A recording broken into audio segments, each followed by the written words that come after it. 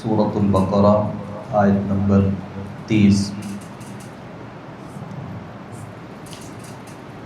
अऊज़ु बिल्लाहि मिनश शैतानिर रजीम।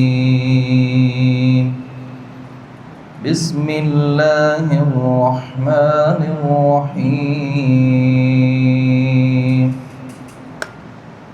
वइज़ क़ाल रब्बुक लिल्मलाइकति इन्नी जाइलुन फिल अर्दि खलीफा क़ालू अतजअलु फ़ीहा मन युफ़्सिदु फ़ीहा वयस्फ़िकु दिमाअ वनहनु नुसब्बिहु बिहम्दिक वनुक़द्दिसु लक क़ाल इन्नी अअलमु मा ला तअलमून।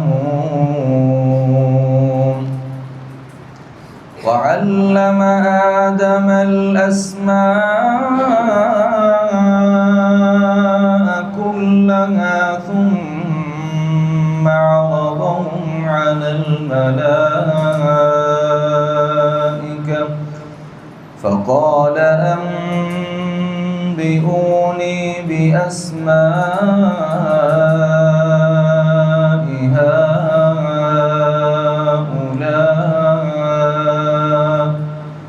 इन कुन्तुम सादिक़ीन।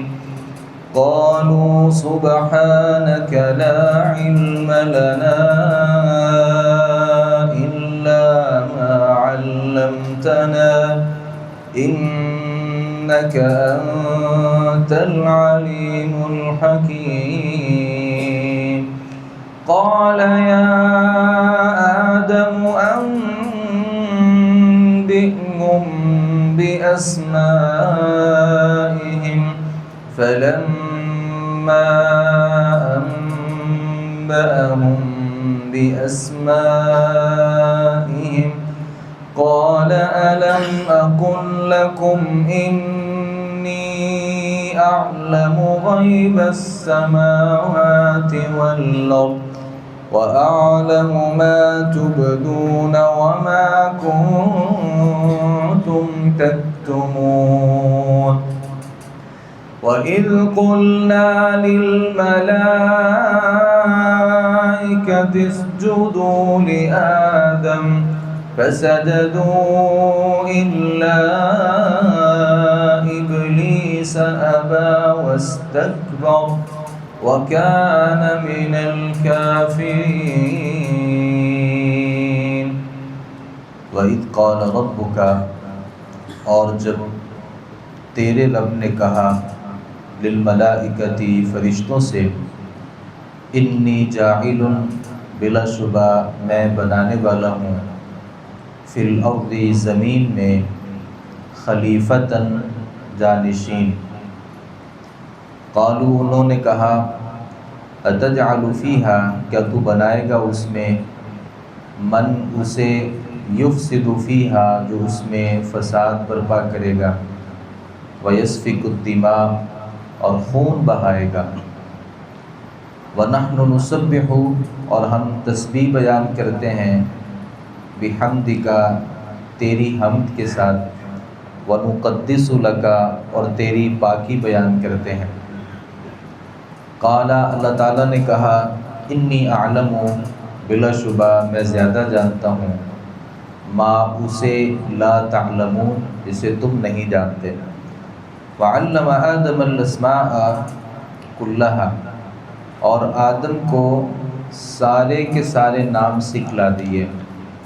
सुम्मा अरदहुम अलल मलाइका फिर उन्हें फरिश्तों पर पेश किया। फ़क़ाला तो कहा अल्लाह ताला ने अंबिऊनी बिअस्माइ हाउला तुम मुझे बताओ इन चीज़ों के नाम, इन कुन्तुम सादिकीन अगर तुम सच्चे हो। कालू फरिश्तों ने कहा सुब्हानक तू पाक है, ला इल्म लना हमारे लिए کچھ علم نہیں ہے الا ما علمتنا مگر جو تو نے ہمیں سکھا دیا، انک انت العلیم الحکیم، بلا شبہ تو بہت زیادہ جاننے والا حکمت والا ہے۔ قال یا آدم، اللہ تعالیٰ نے کہا ہے آدم، انبئہم باسمائہم، تم انہیں خبر دو ان کے نام۔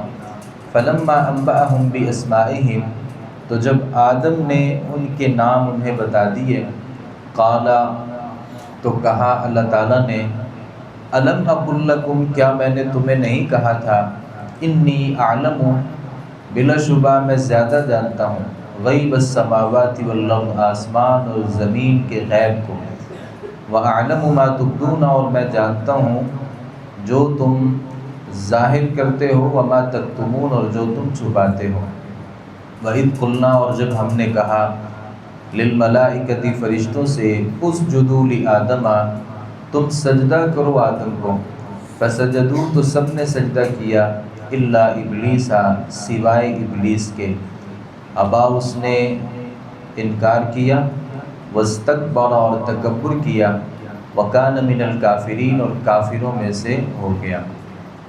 اللہ تعالیٰ نے ان آیات میں آدم علیہ السلام کی تخلیق اور آدم علیہ السلام کے علم اور علم کی بدولت فرشتوں پر جو برتری ہے، اللہ تعالیٰ نے ان آیات میں ان تمام باتوں کا تذکرہ کیا ہے۔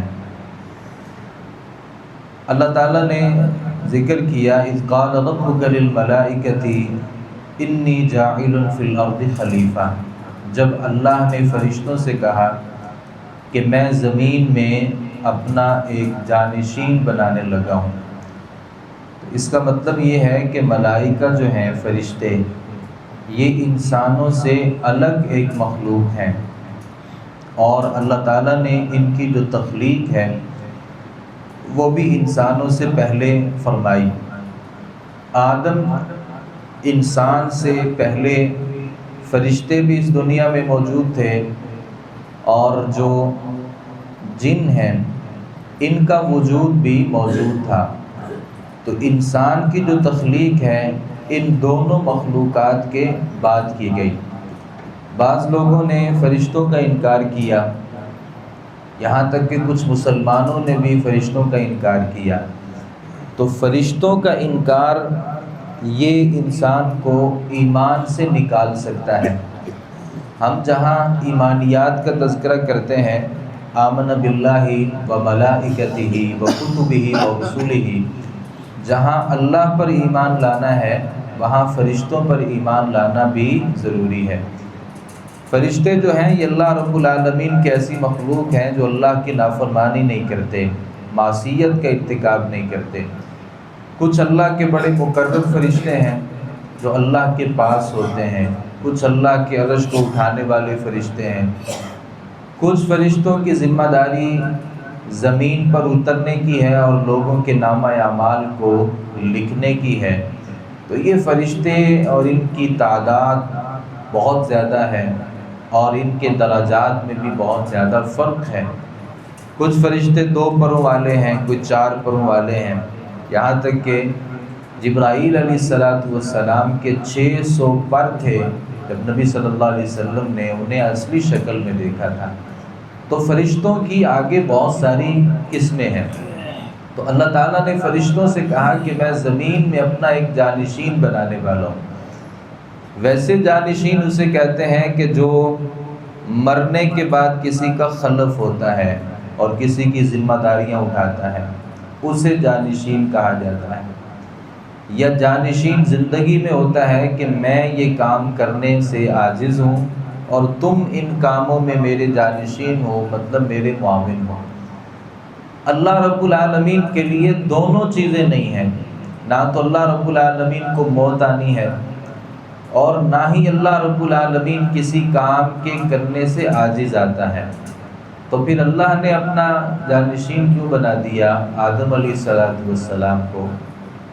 امام ابن کثیر رحمۃ اللہ علیہ نے ذکر کیا ہے، یہاں جانشین سے مراد وہ جانشینی نہیں ہے جو دنیا میں کسی کو نصیب ہوتی ہے، بلکہ خلیفہ سے ایسے لوگ مراد ہیں جو ایک نسل کے بعد دوسری نسل اور دوسری نسل کے بعد تیسری نسل، یعنی آدم اور آدم کے بعد پھر اللہ کا کوئی جو پیغمبر آیا تھا وہ اس دنیا میں اللہ رب العالمین کا جانشین تھا، پھر اس کے بعد کوئی ایک نبی آیا، پھر اس کے بعد کوئی اللہ رب العالمین کا پیغام پہنچانے والا۔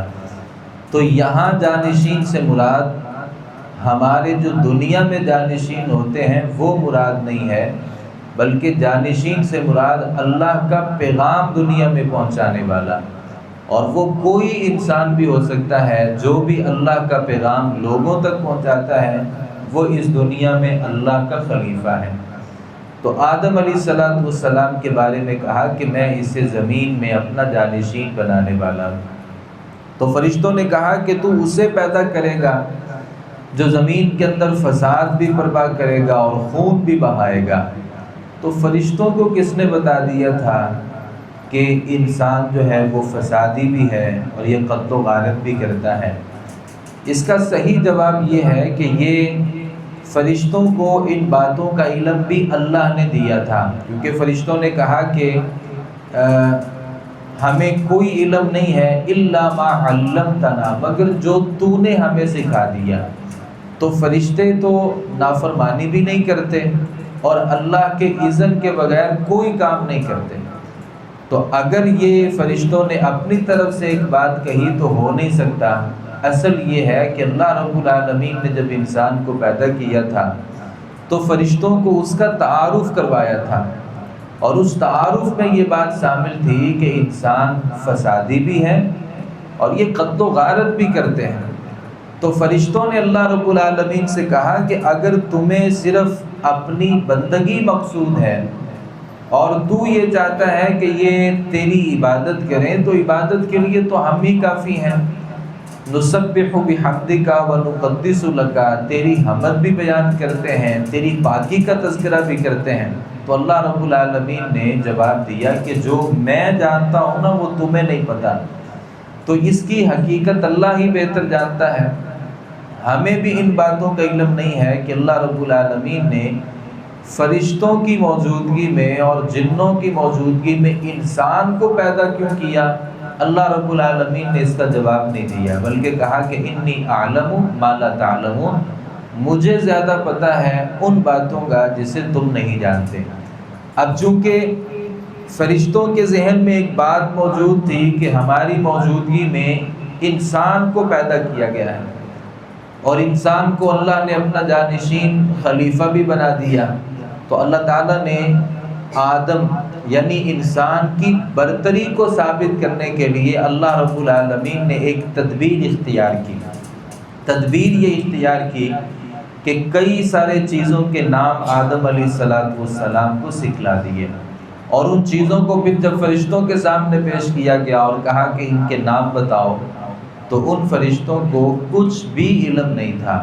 تو یہ بھی اس بات کی دلیل ہے کہ فرشتوں نے جو یہ کہا کہ یہ انسان خون بہائے گا اور فساد برپا کرے گا، یہ اللہ نے ان کو بتایا تھا۔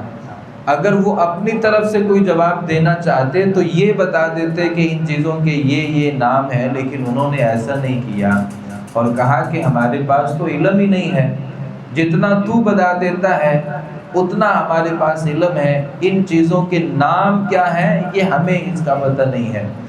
آپ نے کسی ورکشاپ کو کسی بندے کے سپرد کرنا ہو تو پہلی بات تو یہ ہوتی ہے کہ وہ سارے کام کو بندہ جانتا ہو، یا کم از کم جو اوزار ہیں، جو کام والی چیزیں ہیں، ان کے نام کم از کم اس کو آنے چاہیے۔ تو اللہ نے آدم کو جب زمین پر بھیجنا تھا نا، تو زمین کی چیزوں کے ناموں کا آدم علیہ السلام کا علم ہونا ان کو ضروری تھا۔ تو اللہ رب العالمین نے آدم کو نام سکھائے اور فرشتوں کو وہ نام نہیں سکھائے۔ یہ نام کون سے تھے اس میں کوئی وضاحت قرآن مجید میں نہیں ہے، اور نبی صلی اللہ علیہ وسلم نے بھی اس کی کوئی وضاحت نہیں کی۔ کسی نے کہا کہ وہ پرندے تھے، یعنی وہ ایک کوا تھا، تو آدم سے کہا کہ اس کا نام کیا ہے، تو آدم کو تو پتہ تھا، فرشتوں کو نہیں علم تھا۔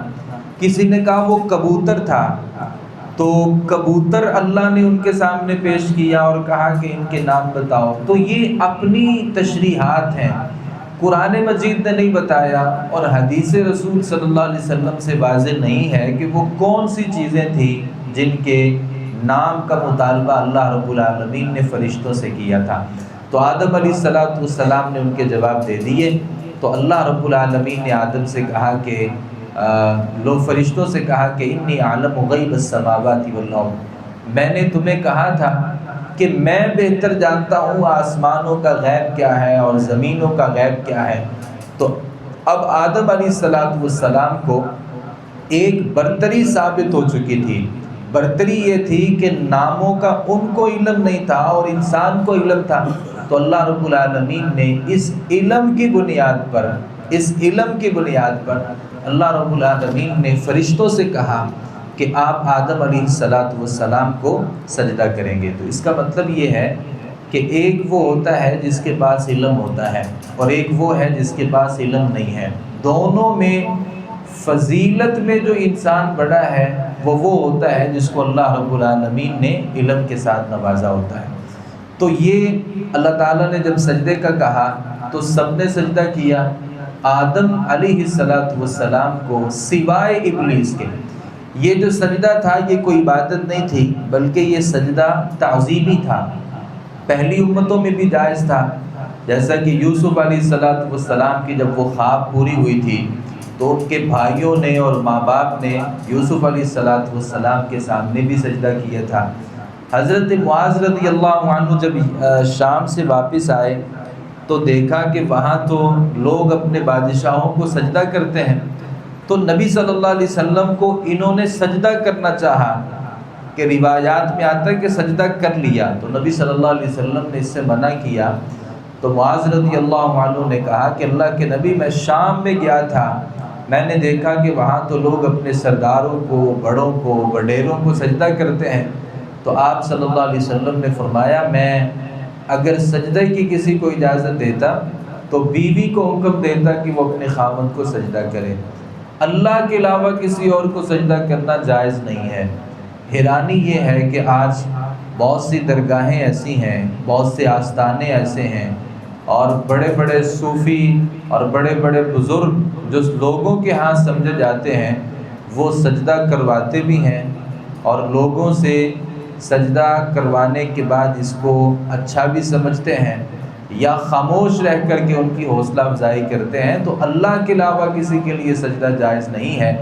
یہاں فرشتوں نے جو آدم کو سجدہ کیا تھا یہ عبادت نہیں تھی بلکہ ایک تعظیمی سجدہ تھا، تو ابلیس نے انکار کر دیا، اس نے انکار بھی کیا اور تکبر بھی کیا اور سجدہ نہیں کیا۔ وَكَانَ مِنَ الْكَافِرِينَ، تھا بھی جنوں میں سے، کَانَ مِنَ الْجِنِّ، یہ فرشتوں میں سے نہیں تھا، یہ جنوں میں سے تھا۔ تو اللہ کی عبادت کر کر کے یہ اللہ کے فرشتوں جیسا ہو گیا تھا اور اللہ کے فرشتوں کے ساتھ رہنا شروع کر دیا تھا اور اللہ کا بڑا مقرب تھا۔ لیکن تکبر جس بندے کے دل میں تکبر آ جاتا ہے، نبی صلی اللہ علیہ وسلم نے فرمایا لا يدخل الجنہ، وہ بندہ جنت میں داخل نہیں ہوتا۔ من کان فی قلبہ مثقال، جس بندے کے دل میں ذرہ برابر بھی تکبر ہوتا ہے وہ اللہ کی جنت میں نہیں داخل ہو سکتا۔ تو تکبر تھا جس کی وجہ سے اس نے انکار کر دیا۔ بعض لوگوں نے لکھا ہے کہ یہ جو جن تھا نا، چونکہ یہ فرشتہ نہیں تھا اور اسے یہ تھا کہ زمین کا جانشین مجھے بنانا چاہیے اور زمین کا خلیفہ مجھے بنانا چاہیے، اللہ نے جب یہ خلیفہ آدم علیہ السلام کو بنا دیا تو پھر یہ حسد کا شکار ہو گیا اور اس نے تکبر کر لیا۔ اور سورۃ الاعراف میں اور باقی صورتوں میں اس بات کی وضاحت بھی ہے کہ اس نے باقاعدہ ایک لاجک پیش کیا تھا کہ آگ جو ہوتی ہے وہ اوپر جاتی ہے اور جو مٹی ہوتی ہے وہ زمین پر رہتی ہے، تو میرا مقام اور مرتبہ آدم سے بہت بڑا ہے۔ تو اللہ رب العالمین نے اس کے بارے میں کہا کان من الکافرین، جو فرشتوں کے ساتھ رہنے والا ابلیس ہے وہ ہمیشہ کے لیے کافروں کے ساتھ ہو گیا۔ پیغام یہ ہے ہمارے لیے، سبق یہ ہے کہ ایک سجدہ تھا جس کا انکار کیا تھا ابلیس نے اور اللہ تعالیٰ نے اسے ہمیشہ کے لیے کافروں میں قرار دیا۔